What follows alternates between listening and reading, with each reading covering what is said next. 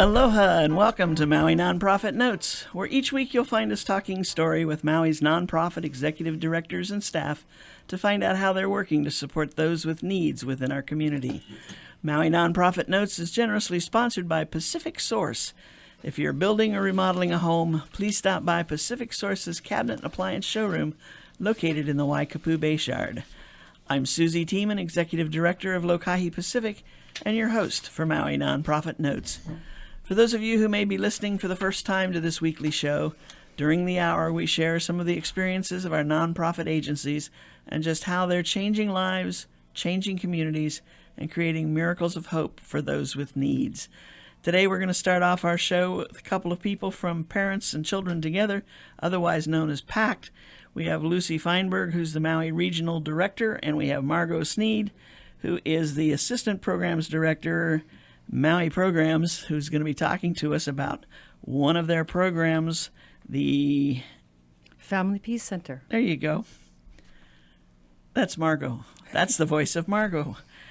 Do you want to go right into the Peace Center, talking about it, or did you want to say something and kind of introduce PACT to everyone? Yes, I'd like to do that. Okay, let's do that, Lucy. Okay, so thanks so much for having us on. It's so important for us to have this kind of exposure to the community so people listening who may not have heard of us have a chance to learn more about PACT.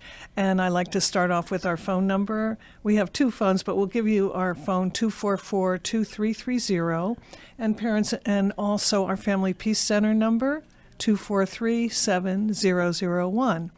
Both of our offices are located right in Wailuku, and we do like to see people who can stop in if they want, have questions, or any phone, they can phone in with questions. Sometimes people don't know exactly what they need or what they want, and we can talk with them about those things and any concerns that they might have. So in general, when we say Parents and Children Together, that really encompasses a lot. Yes, it does. And PACT has been an organization in Hawaii since 1968, and I think we still maintain that view about parents and children living safely together. That is the goal of our programs, providing a safe home and the well-being for children as well as their parents. I can talk a little bit about some of our programs, and then Margot's going to talk about Family Peace Center. Okay. We have one of our programs is called Ulupono, Family Strengthening, and this program's different because you have to be referred from Child Welfare Services. So it is a strengthening program for parents. It's curriculum. We do a parenting curriculum. We do home visits. It's a program that many people could use and probably would like to be involved in, but we get our referrals from those intakes to Child Welfare Services when there's concerns about child abuse and neglect, but they don't rise to the level of the department. And so they ask us to come in and help the family so that it doesn't get any, so that they can maintain their home safely without any state involvement. So what I think I'm hearing you say is that this is for the family who because they don't know better, things happen within the family unit with young children that doesn't rise to the level of abuse because they do know what they're doing. That's really true, and it's an important point because a lot of parents are just doing what was done with them going back generations. So for them, it's natural. It's no different than they had, and oftentimes you hear, well, I didn't turn out too bad, but we don't really know what their potential could have been if they had received more effective parenting and lived a healthier life. Right. Better guidance and so forth. Yes. As they were growing up. That's a good comment that you do hear. I didn't turn out too bad. And like you say, you don't know what the potential could have been. Are you satisfied with how you turned out? Do you want more for your children? And we do ask those questions. So we are supported by a grant, a contract with the Department of Human Services, and they provide the funding for this program. So we are we are just completing our 6th year, and we are applying for another contract with them. We've had very good success with Ulupono. Great, great. And that's parents and caregivers rather, with children ages birth to 17. That's right. That's quite the range. And we do cover the whole island as well. Okay. So another program that we have is the Multi-Systemic Therapy Program, and otherwise known as MST. And that's a program that families could call up about and could be eligible to receive services. That's funded by Department of Health. It is a program for the entire family, and not just the family, but the whole community. We work with families where the children are at risk for being removed from the home, either because of legal problems, because of emotional problems. Those are the main reasons. And so we get in there. We have very few families at a time.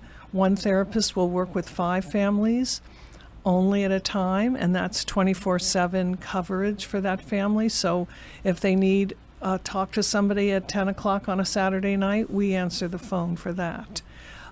These services are so crucial. We all are aware, many of us are aware on Maui, about the high rate of youth suicide.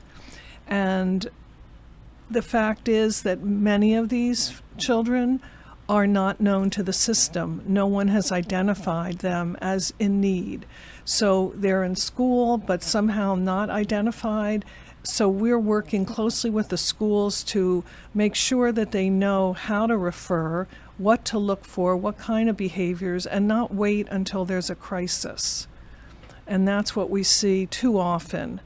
So we collaborate with many groups on Maui and work with the family as a whole, and also in the community, trying to develop healthier choices for the youth.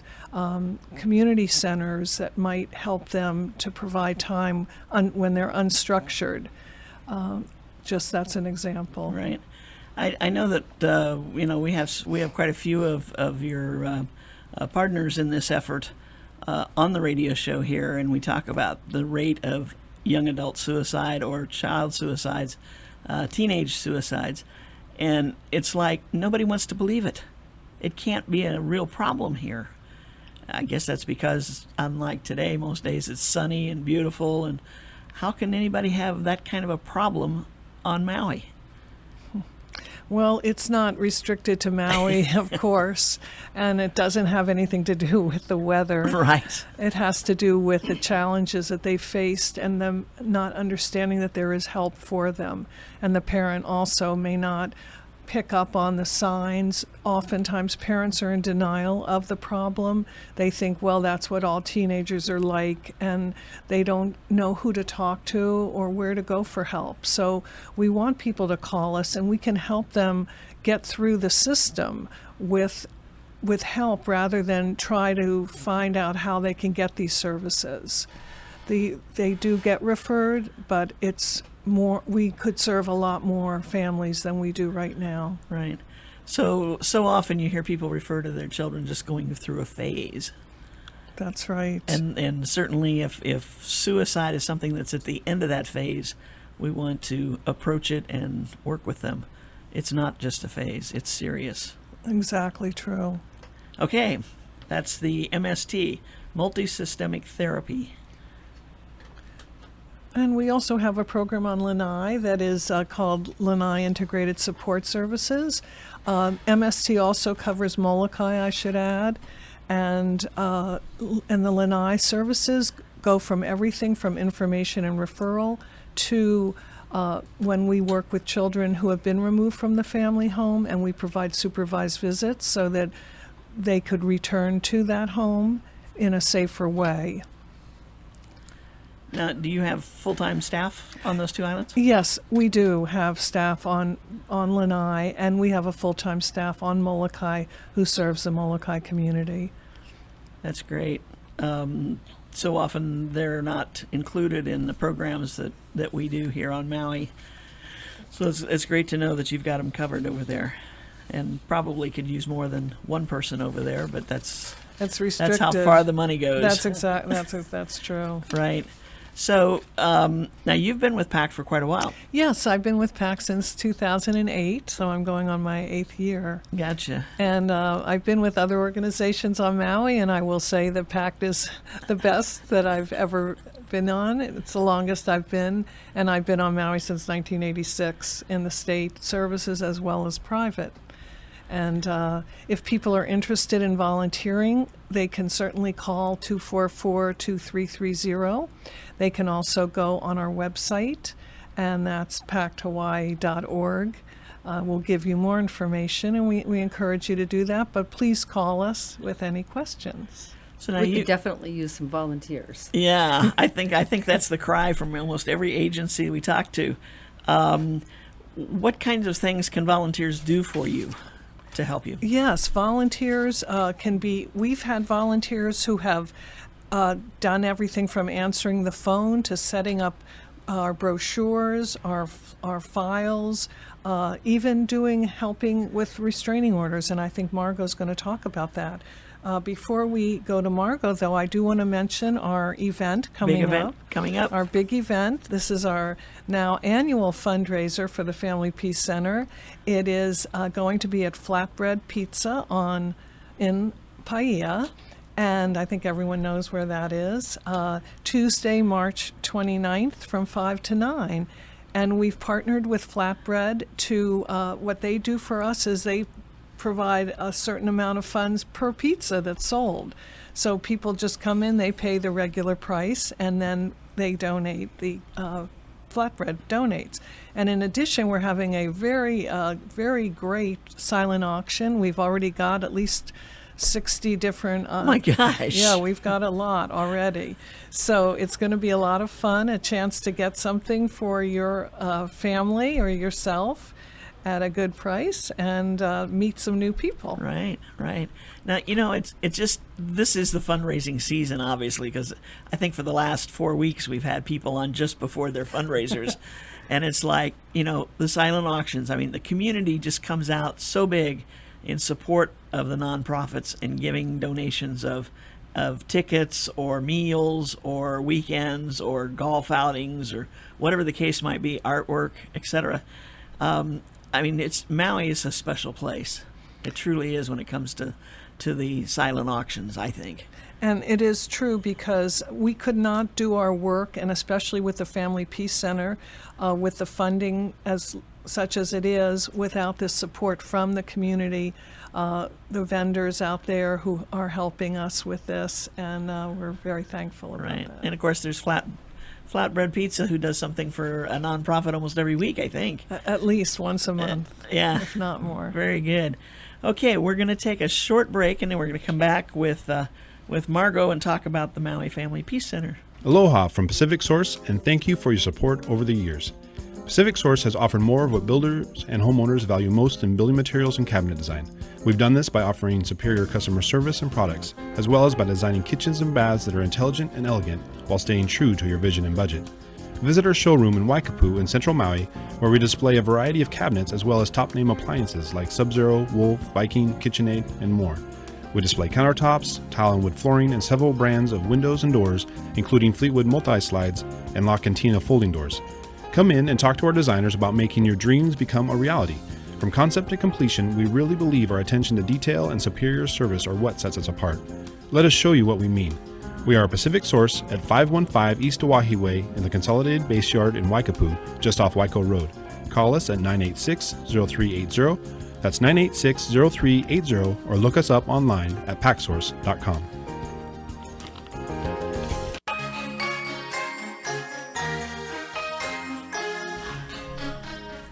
And we are back. This is Maui Nonprofit Notes, where each week you'll find us talking story with Maui Nonprofit executive directors and their staff to find out what they are doing to help us keep Maui the best it can be. Speaking of changing lives, changing communities, creating miracles of hope for those with needs, we are talking with the folks from PACT, that's Parents and Children Together. During the first part of this segment, we talked with Lucy Feinberg, who's the Maui Regional Director.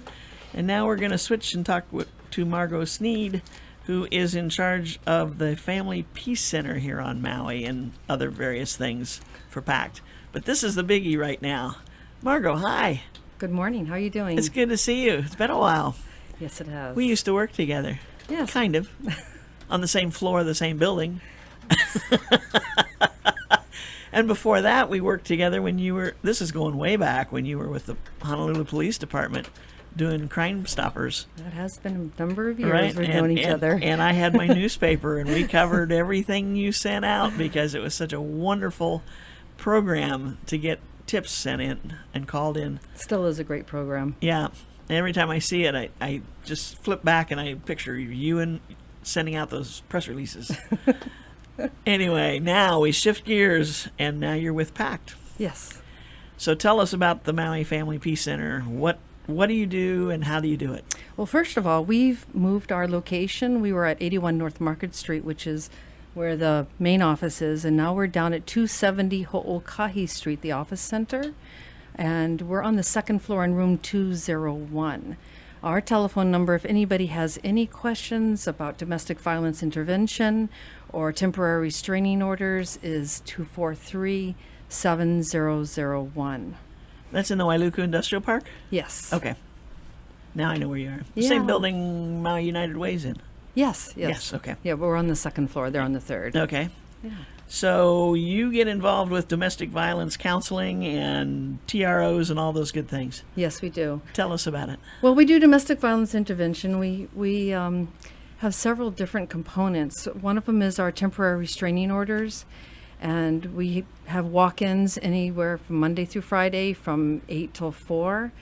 We like people to come in a little bit earlier so we have time to help them through the process and typing up the restraining order so they can get to court in time, but to be able to file them by 3:30. Type of restraining orders that we do are family court restraining orders. And what that means is that you have to be a family or household member. It's someone you were married to, you have a child in common, you're blood related to, or someone that you lived with in the past, or you're in a dating relationship. And then if you're experiencing any kind of physical harm, bodily injury, or assault, there's even threats of the same, and extreme psychological abuse or malicious property damage. You would come to us, we'll help you through the process. We do court advocacy. We'll sit there in the courtroom, help you know exactly what to expect, because it's kind of scary. People come there and, they've been abused, they've got all kinds of horrible things going on in their lives, and, this may have been the one chance for them to get in there and have the strength to be able to report it. Right. And the really nice thing about restraining orders is that, people think, oh my gosh, this is final. Once I file it, that's it. But what happens is it's a process. So people come in, they file the restraining order, and then through the process, as things change, the restraining order can be modified. So it's not a permanent forever type of thing. Gotcha. And most restraining orders are given for about 1 year. But it protects the woman, it gives her or man or partner or whoever it is, Right. It could be a roommate. It protects them to give them a chance to figure out how to get their life together, how to get away from that abuse, and how am I going to move forward? And we do have a Pu'uhonua program. It's where we help the survivors of domestic violence. We have groups for them to come in and just be able to learn and identify the abuse and how to do things differently. We help them with support, and we help them get resources. We also have our Kuleana program. Our Kuleana is they call it batterers program, but it's batterers intervention. But really, if you really look at what that means, is people that just need to learn new communication skills. They need to learn new ways of interacting with their families.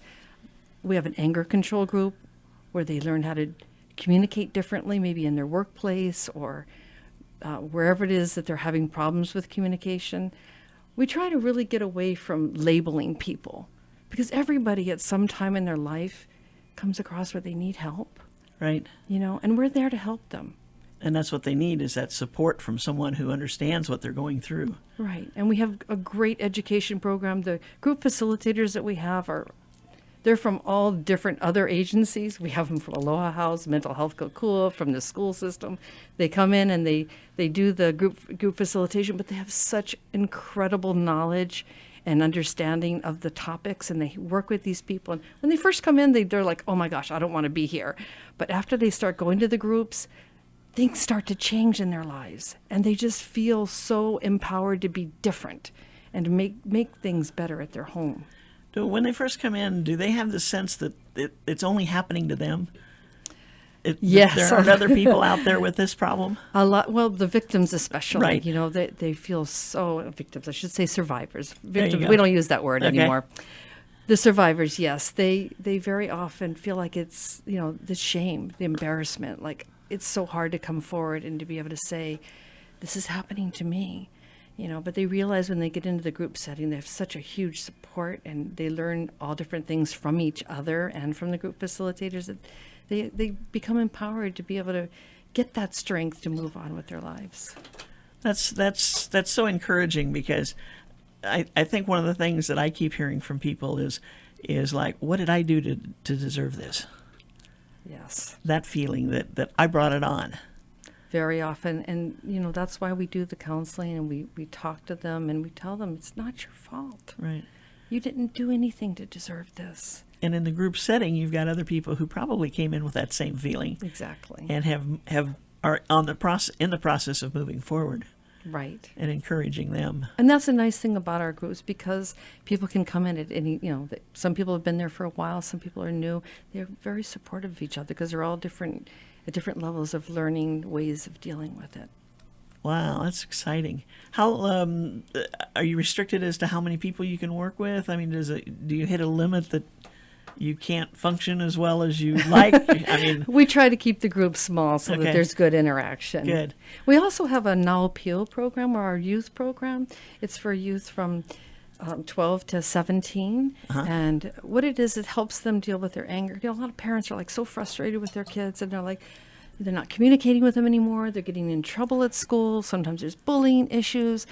Whatever it is, they're just not talking to their parents anymore, right? And Right. they're having problems at school. So they come in, and we have a one day, like for when the problems are just starting, we'll have a 1 day 6-hour group on a Saturday.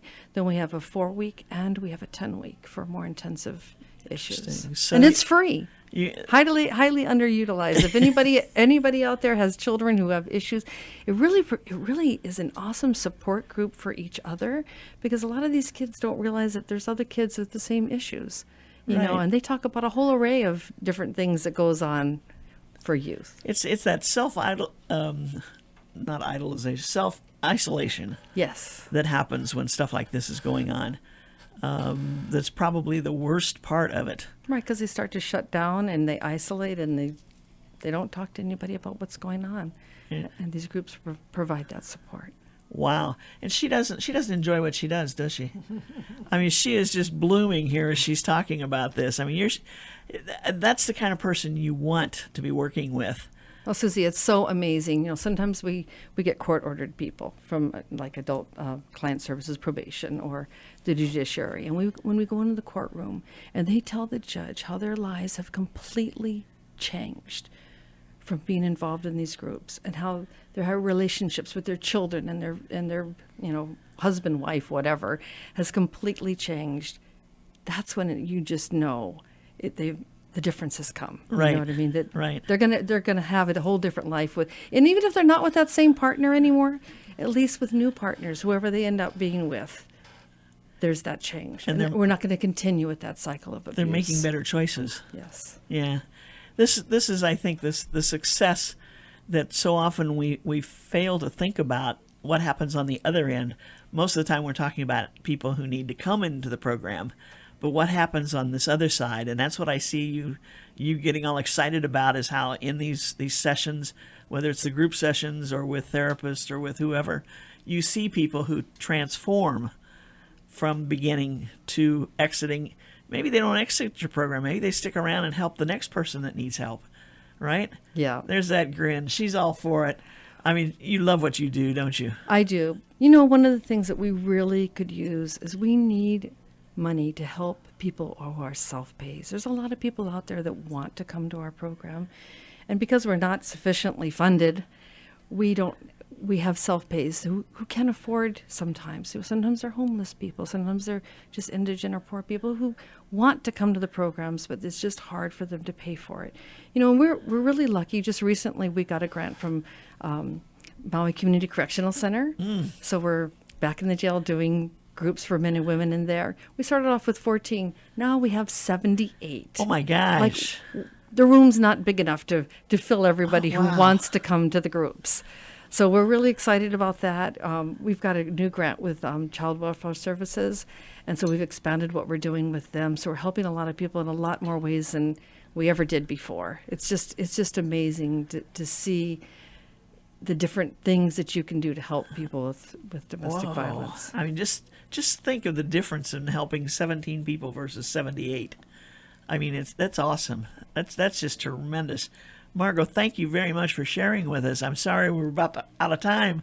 Okay, so call us, 243-7001. Right. We'll get you back in again.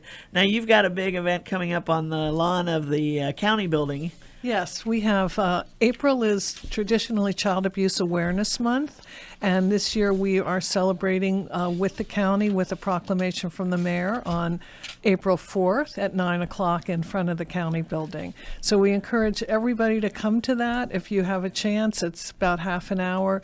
Also, the young children will be there from the neighboring preschools, and there's a program for them as well. So we are part of a partnership here on Maui. We work with other programs, other organizations.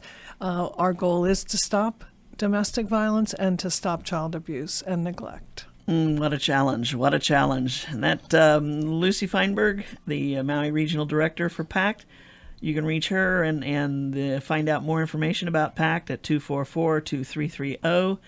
We were talking with Margot Sneed about the Family Peace Center. You can get a hold of her at 243-7001. Got it right? You got it. Thank you so much. Wonderful. Thank you guys for joining us. Thank you, Susan. This has been great. Fastest half hour in radio if there ever was one. But I think the next half hour is going to go as fast, too, because we're talking about tragedies. Yes. There's tragedies of all sorts. Tragedies, emergencies, disasters, all abound. Yes. Our second guest today is Michelle Liberty, who is the Maui Regional Director for the Red Cross. And things are pretty quiet here right now as far as tragedies and disasters. Knock on wood, knock on something, Right. please, if you're going to toss that out there.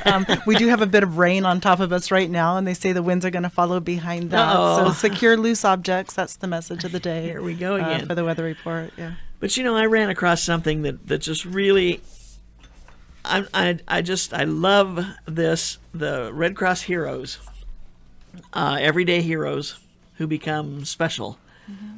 Because of what they do and how often they do it or how long they've been doing it. But just in the last, 3-4 days, you've named the Maui Red Cross hero, Mary Pirtle. Mary Pirtle's been with the Red Cross for 15 years, and some of that time she spent as staff. She was an instructor for CPR first aid on our preparedness and training side. But we've had the benefit of having her working alongside of us with disaster services for about the last 5 or 6 years. Fantastic woman to work with. She struggles to say no. That works to our benefit at times, but so we get our work out of Mary, definitely. But she's amazing. And what's really cool about the Maui Hero Award is that's not somebody that I choose. I don't say, okay, Susie, you've been the best one for the whole year. I just couldn't say that. These volunteers, we've got 168 active volunteers today, and they all give so much, and they're all very, very different people and with different talents. They bring different experience to the table. So what we do is we toss it out to them to nominate a hero from their peers. Oh, really? Which actually I think makes this award mean even more to the person, to the recipient Right. Of the award. So, yeah, we received many nominations for Mary Pirtle, and there was a lot of excitement over the weekend when we got to celebrate that.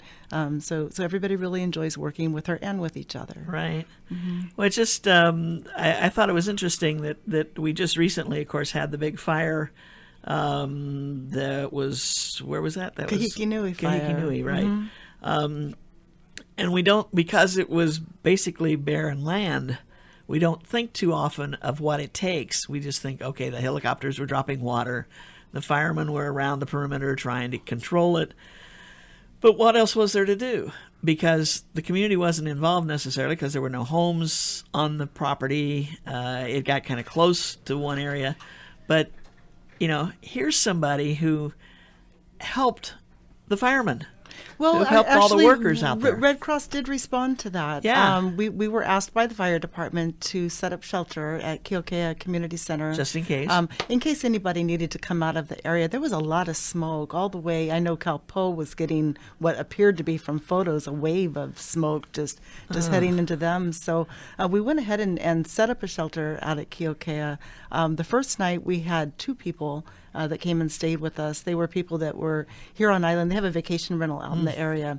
And so then they went on home to Oahu. So they are from Hawaii. And then the second night we had 2 families, a total of 7 people that joined us out at the shelter because of the smoke. Right. What was just really bad. So nights 3 and 4 we were still open, but it was more of a Red Cross slumber party. No clients for that, which is always a good sign that things are going better. Right. It's settling But down. that was a mean fire, and there were approximately 100 homes that were being threatened by that fire. So it could have turned, and we're Could have been awfully very thankful that nasty. it didn't. Mm-hmm. Right. Well, that's like I said, because of what you're hearing, it sounds like, well, this is no big deal for the community as a whole. Right. But yet, all these people need support that are working on the fire and trying to contain it and so on and so forth. And like you said, you opened the shelters. And I know even like 4 or 5 nights later, in the evening, if I'd go out on my lanai there in Kula, I would smell the smoke. Yeah. I mean, it was in the air. Yeah. And you knew it was still going on, even though it was less and less. We had a chance to play a little bit with that fire. When I say play, I mean involve other community members in the response. So often it ends up just being Red Cross, but we also have a great organization here in Maui called VOAD. It's our voluntary organizations that are active in disaster. We meet monthly and we plan and coordinate how we would support our community if something were to happen. So in this case, I was able to reach out to one of our members who is actually the vice chair of VOAD, and he's with Lahaina Baptist Church, and he also represents the Southern Baptist Disaster Relief. And we engaged them and had them helping to support with feeding, picking up food, delivering food. They provided coffee, snacks, things like that too. Also Feed My Sheep. They got involved as well with supporting the efforts to take care of food. So that was cool. Wow. Yeah, we don't realize it takes a village to fight a fire. That's right. Of that size. I mean, that was a pretty huge undertaking for the day. But normally we think of floods, hurricanes, fires of homes, all those things that taunt us, I guess is the thing. And are we at the point with like hurricanes? We've had several scares. Thank goodness they've all been misses. But are we at the point where people are saying, nah, we're okay. The next one's not going to hit us? There's a real mix out there. There are a lot of people saying that, and I hope they're right. I also hope that, they keep an open mind, and if the threat appears to be upon us, that they heed emergency warnings that come out of the Weather Service or through Civil Defense and evacuate to be safe, if that's what they need to do. Better to do it than to wish you had later. Very true, very true. That's, I guess, we think of the little boy that cried wolf kind of thing, and so people just go, I'm tired of running to Costco to get toilet paper or to get water, bottled water. Everybody sells out so fast when that first indication that there is a storm coming in this direction that could hit. Everybody panics and does all that, and then they sit back and wait, and nothing happens. And then they take everything back. Oh, do they? A lot of them do. Do they really? They really do. I want video. I haven't gotten that yet, but A rush to take it back. Okay, that's interesting. yeah. We're going to take a short break right now, and we'll be right back ourselves. Aloha from Pacific Source, and thank you for your support over the years. Pacific Source has offered more of what builders and homeowners value most in building materials and cabinet design. We've done this by offering superior customer service and products, as well as by designing kitchens and baths that are intelligent and elegant while staying true to your vision and budget. Visit our showroom in Waikapu in central Maui, where we display a variety of cabinets as well as top-name appliances like Sub-Zero, Wolf, Viking, KitchenAid, and more. We display countertops, tile and wood flooring, and several brands of windows and doors, including Fleetwood multi-slides and La Cantina folding doors. Come in and talk to our designers about making your dreams become a reality. From concept to completion, we really believe our attention to detail and superior service are what sets us apart. Let us show you what we mean. We are a Pacific Source at 515 East Oahe Way in the Consolidated Base Yard in Waikapu, just off Waiko Road. Call us at 986-0380. That's 986-0380, or look us up online at packsource.com.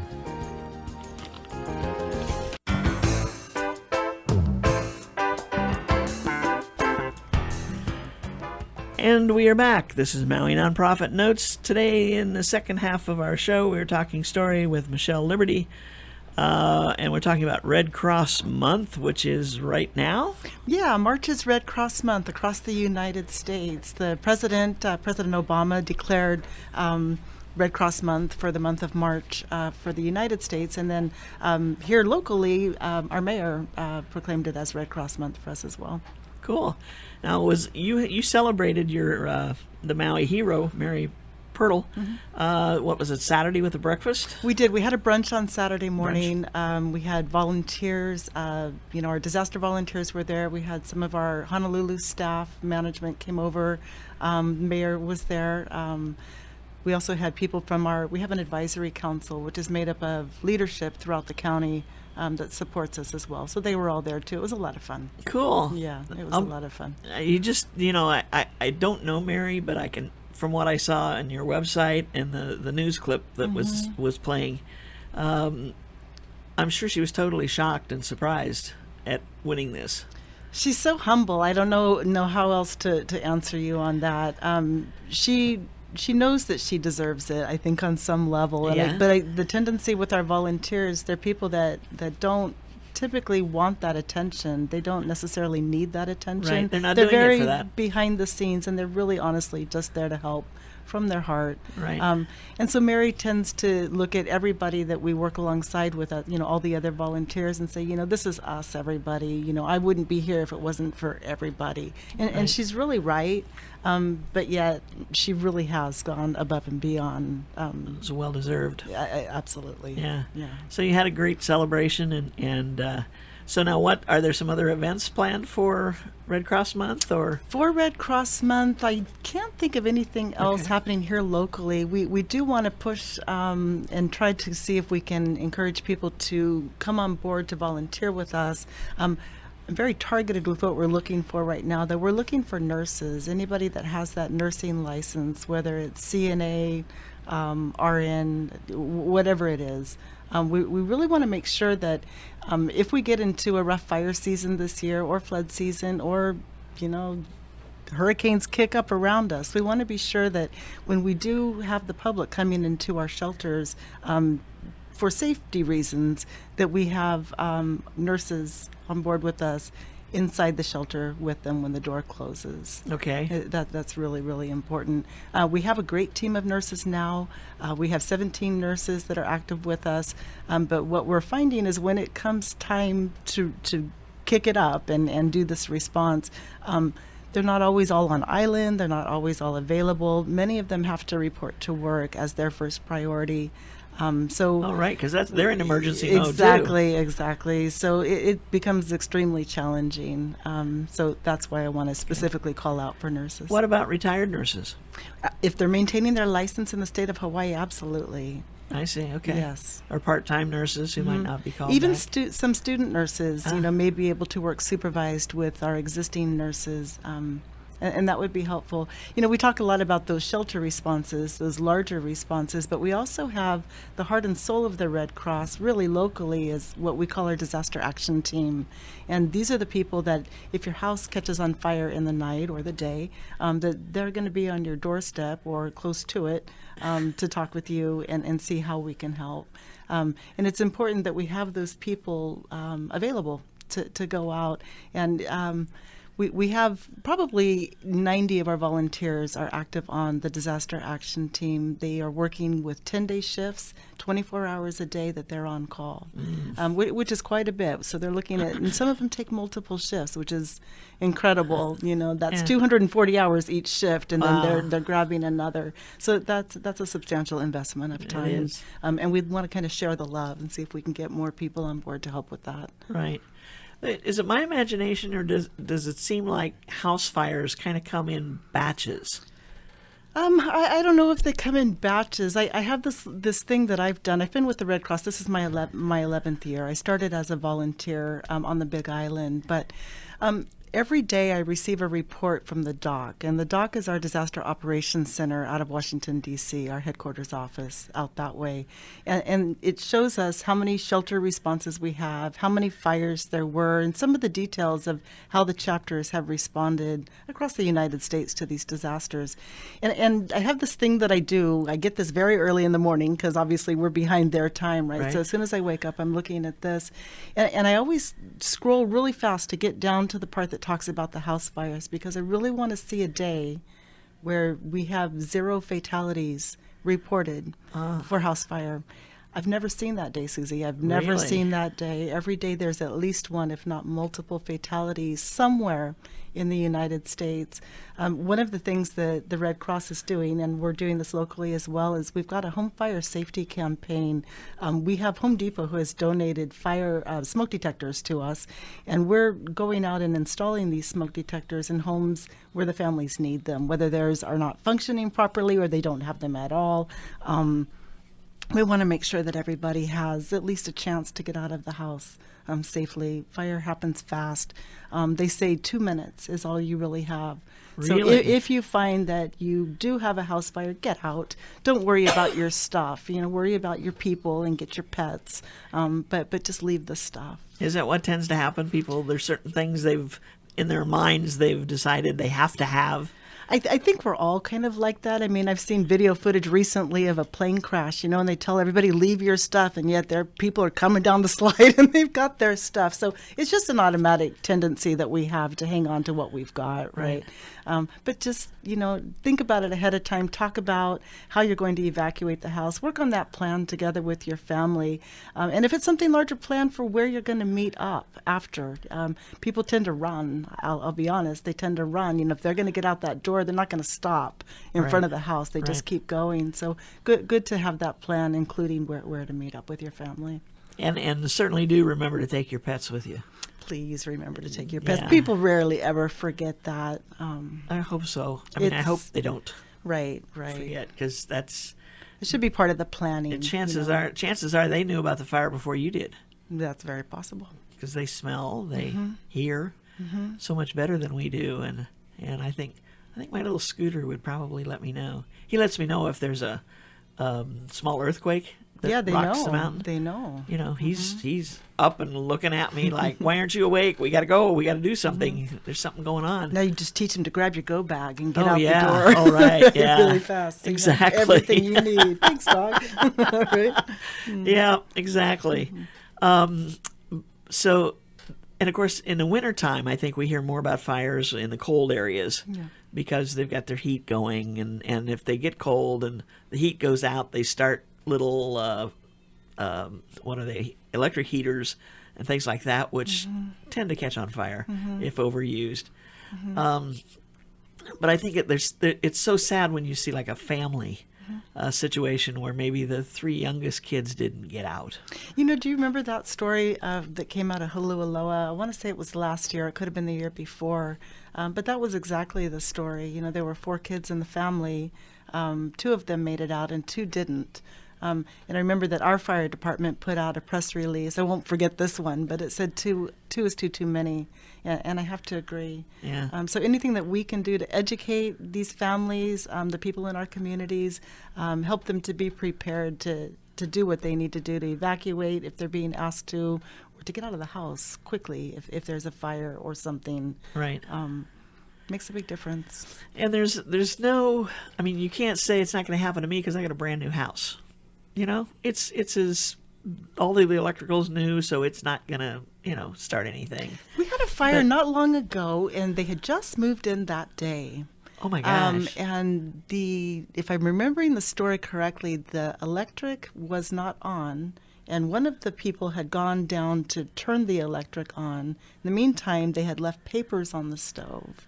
So when the electricity went on, there was a fire. So, yeah. Interesting. It can happen, and, Yeah. and it happens fast. And the devastation. I mean, is it harder to recover from a total house fire or a partial house fire? That really, really just depends on the circumstances, I think. Either way you look at it, it's not good. Right. But yeah, that really just depends on the circumstances, I think. I'm thinking, could I go back into a house? Okay, so you fixed what was damaged, you've replaced it, you've rebuilt it, whatever. Can you go back in there and feel totally safe? Probably, if you've taken the time and you've done all the repairs. I mean, just like the new house you're describing, Right. we tend to feel safe about that. Right. But if anybody does have, a situation where they have smoke alarms in their houses that are not working, or they just simply don't have them, contact our office and let's make arrangements to get out to them and get these smoke alarms installed. The office number is 244-0051. They can just hit 0 for extension and go ahead and leave a message, and we'll be back in touch to schedule the time to take care of this. That number again is 244. 0051, extension 0. And this program extends throughout the state, but for us, we're looking at Maui County, Maui, Lanai, and Molokai. Okay, great. And I got to tell you that fire alarms, you cannot ignore them. If they go off, something's going on. Mm-hmm. And whether it's the battery that's going dead that startles you, or if it truly is. I know I had a friend who started their first fire in the fireplace this winter up in Kula, and for some reason there was a downdraft in the fireplace in the chimney, and so the smoke came out the front for the first few minutes. Their fire alarm went off. I bet it did. Mm-hmm. And they'd never heard it go off before, and they're standing looking at each other like, what's that? What's that? And finally somebody went in and, pulled it off and said, yeah, it works. And it wasn't that much smoke. I mean, it wasn't, this horrible cloud of smoke. It was just a thin layer of smoke. And so it kind of, everybody they've told the story to says, wow.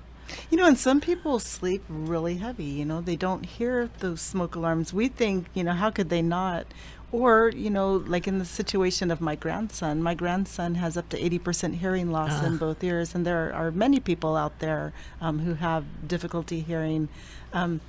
Another thing that we have to offer that we've been provided for this campaign are the special smoke alarms for that purpose, where they maybe flash light or vibrate or do something to help to wake the person up to get out. But again, going through that, especially if you're dealing with that at home, somebody that has that type of an impairment, practice and talk about that evacuation plan. Yeah, exactly. That's interesting. Flashing light or vibrate. Yeah, that would work. Interesting. Okay, so now training. You guys used to do a lot of training, CPR training, etc. You went to an online system, and now The CPR first aid training, that falls under our preparedness side. And currently in Maui County, we're not offering the CPR first aid classes. They are still offering them in Oahu. So if anybody has plans to go over to Oahu, they can call and make arrangements to attend a class there if that's something that they want to do. And we encourage it. I keep mine up to date. I'm just going to have to go to Oahu to do it from now on. But if you do want to sign up for that, you call our training support center. That number is 1-800-RED Cross. Okay. And that's basically a one-day class. Yeah, a half a day probably. Okay. About how, usually it's coupled with first aid training as well. Oh, okay. I run the disaster program, so that side is different from the work that I'm working on Gotcha, here locally. okay. But yeah. So does that mean you're not doing the training for the companies?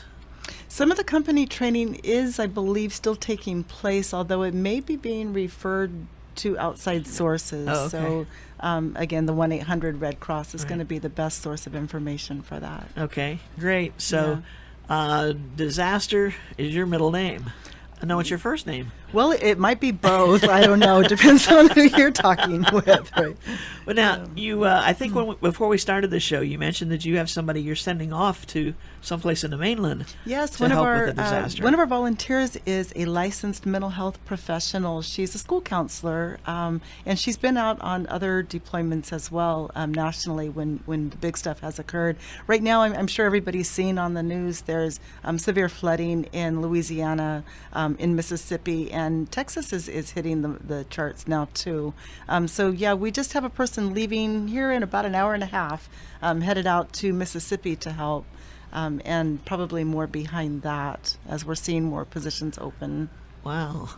That's great that that the Red Cross can pull from all parts of the country to come and help in an area that's being devastated. Red Cross we try really hard to build up our local capacity. We're only ever going to be as strong as the local community makes us. But we do have separate or extended layers, I guess. So for us, it would be Maui and then Maui County, and then it would open up to the state. And then if we still need support, and hopefully we never will, but we may someday, then we're going to be bringing people in from the mainland to support us.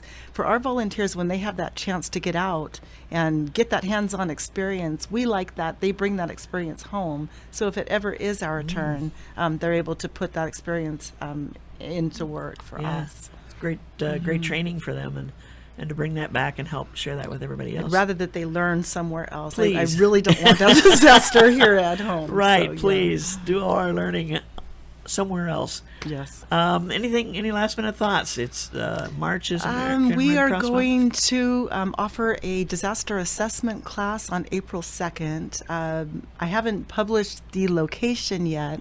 Disaster assessment, once we get hit by a storm or whatever it is, we want every available person on the ground scouring residential neighborhoods looking for areas with damage. If anybody's interested in that, again, call the office, 244-0051, extension 0. Great. Thanks for being with us, Michelle. Thank you, Susie. You do such a great job Thank of taking care of the big issues and helping all of us through them. Maui Nonprofit Notes is sponsored as a community service by Pacific Source, the builder's choice. Give Paul and his staff a call at 986-0380 or stop by their showroom in the Waikapu Bayshard on East Oahe Way to see how they can help you with your building project. The Maui Nonprofit Directors Association's mission is to provide personal and professional support to nonprofit executive directors, their organizations, and the community of Maui. Please visit our website at mauinonprofit.org for a list of member agencies, and if you see one there that you might be interested in learning more about, please go to their website and contact them directly. Today we visited with PACT and found out what they are up to as parents and children together working. Call the main office 244-2330 for more information. Or if you want to talk about the, the Family Center, call Margot at 243-7001. We also talked with Michelle Liberty of Red Cross Maui and celebrating Red Cross Month. Hello. Give Michelle a call at 244-0051, extension 0, and let her know what the emergency is or if you want to volunteer. Mahalo for tuning in. Don't forget to join us again next week right here on Wednesday at noon on KAOI Radio, when we'll feature representatives from 2 other member agencies. I'm Susie Tiemann, Executive Director of Lokahi Pacific and host for Maui Nonprofit Notes. Thanks for joining us today. Have a great week, everyone. Aloha.